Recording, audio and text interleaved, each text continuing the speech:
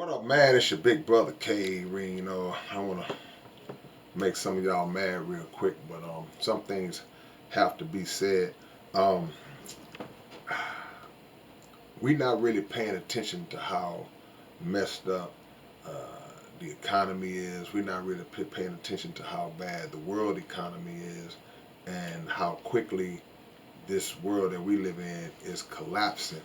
And the reason why I say we're not paying much attention to that is simply because as we look around, we continue to see us moving the same way. Um, we've had so many great men and women, so many great leaders.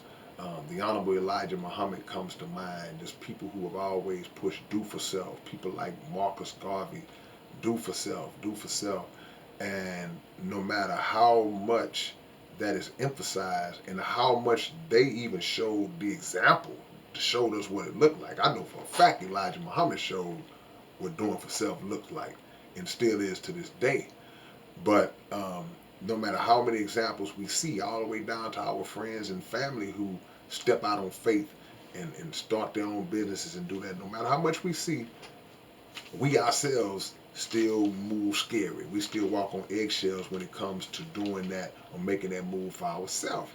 And the problem I have with it, you know, if you want to keep what we call a plantation mentality, and when you hear the word plantation, you know, the first thing we do is we take our minds backwards into history and start thinking, oh, the old plantation with a slave. And nah, I'm not talking about um, historical plantations. I'm talking about modern day current plantations, as we've heard referenced many times, you know, and that's that job that we keep going to. That's that corporation that we give our whole lives to, that company we give our whole lives to, and in a lot of cases we get very little or nothing at all back in return for our hard work. So many of us still have that plantation mind, but you claim you want something better. You say you claim you want to bump up in life, or you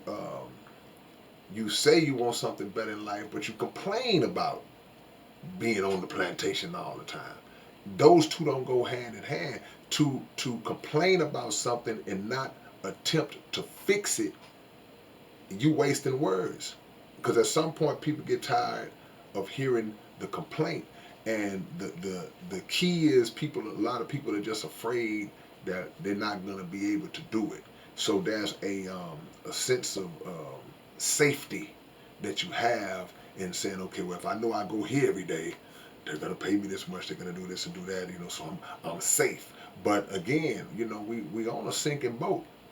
And when this thing collapses for real, you know, we want to have something that we could say, well, hey, I had already established this, I got this, or you had been in the works of establishing it, and it's built you up something to sustain you moving forward, going into the tough times. So playing it safe is really an illusion to a degree, because all we really playing is safe. That which we think is safe, that raft is a little shaky.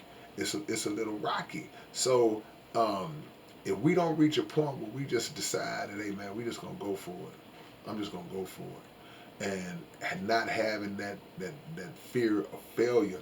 You know, I always will respect somebody who, as I would say, um, I'd rather see you try and fail than to fail to try. And there's a satisfaction that comes in a failed attempt, believe it or not. And then people might say, what you mean it's satisfaction? For me personally, you know, if I feel way worse when I don't try, man. I don't care what it is, man.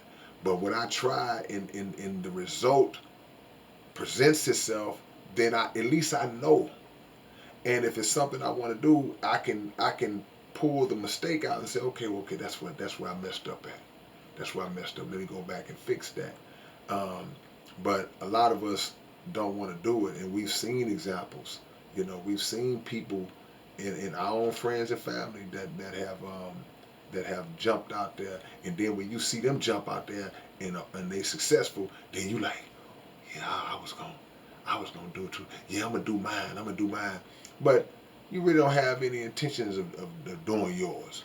You know, you really don't have any intention. And a lot of times, you might have been one of the ones who was criticizing them when they were saying they was gonna do what they was gonna do. You were probably one of the ones who was telling them how stupid they was for quitting their job before they had something in place. I mean, you know, sometimes you just know. Sometimes you just know. But um, we have to become better forecasters of the weather. And what I mean, I don't mean whether it's gonna rain or whether it's gonna snow outside. The economic weather, the financial weather, the way this thing is going, the dark days are coming. The clouds are getting darker, and when it happens like that, you know, we got to make sure that we got something that we can stand on that belongs to us, that is yours, something that you can't get fired from. See, I'm gonna say that again. We need to develop things that we cannot get fired from. See, because at any day, somebody can peek into your office and say, "Hey, can I holler at you for a minute?" And then they can change your whole life in a blink, and that affects you. That affects the lives of your family and all that. And it's all over after that. But once you establish your own, then, you know, regardless of how rocky and rough it might be, once you kind of get a hold of the feel for it, then you'll be able to navigate through that, and you are in control.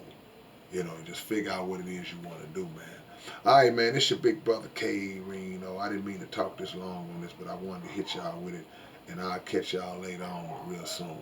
Peace.